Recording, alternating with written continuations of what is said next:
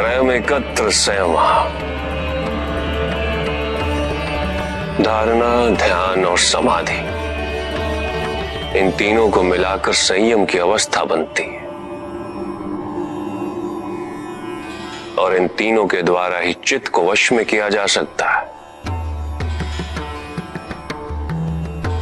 जब तुम धारणा और ध्यान की ओर प्रस्थान करोगे तो चित्त में विक्षेप का उदय होगा और विक्षेप से मुक्ति के लिए तुम्हें चित्त को एक स्थान पर स्थिर करने का प्रयत्न करना होगा। उसके लिए किसी पदार्थ विशेष या देश विशेष पर ध्यान केंद्रित किया जाता है। योग में देश के दो अर्थ हैं कन्या। देश आपके शरीर के भीतर भी अवस्थित होता है। भूमध्य अर्थात ललाट के मध्य, नासिका का अग्रभाग, हृदय और नाभि, यह हमारे शरीर में स्थित देश है। इसके अतिरिक्त गुरु, देवी देवता की मूर्ति, प्रज्वलित दीपशिखा, किसी योगी का शरीर, ओमकार जैसी ध्वनि के आलंबनों को भी योग में देश कहते हैं। चित्त को किसी पदार्थ या देश विशेष में केंद्रित करने की प्रक्रिया धारणा है। क्योंकि तुम जिस पे मन एकाग्र करो, मन उसके गुण और उसका आकार धारण कर लेता। चित्त यदि अशांत हो, अशुद्ध हो, तो इस प्रक्रिया से उसमें शांति और शुद्धता का भाव स्थापित हो जाता है।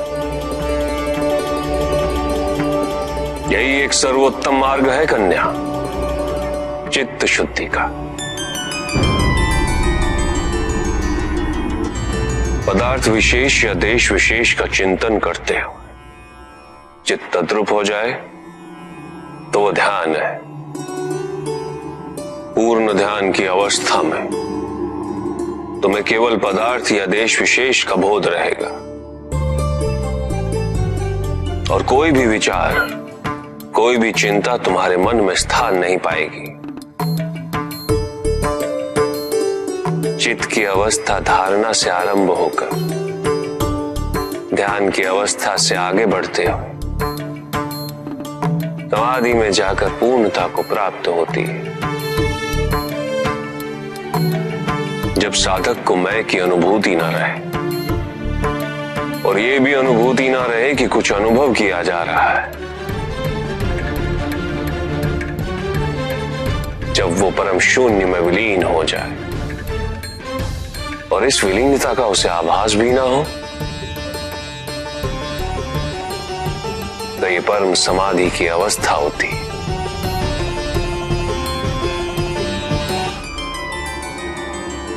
श्वास दर्शन।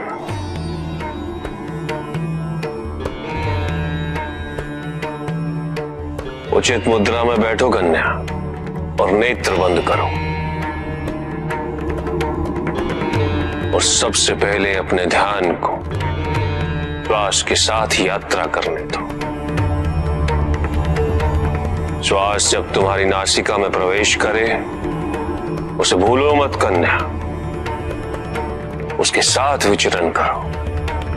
ये कहां जा रही है, तुम्हें कहां स्पर्श कर रही है। जब श्वास का अस्तित्व तुम्हें हर क्षण ज्ञात रहे तो धीरे से नेत्र खोलो और सब कुछ भूलकर धारणा और ध्यान की ओर अग्रसर हो जाओ।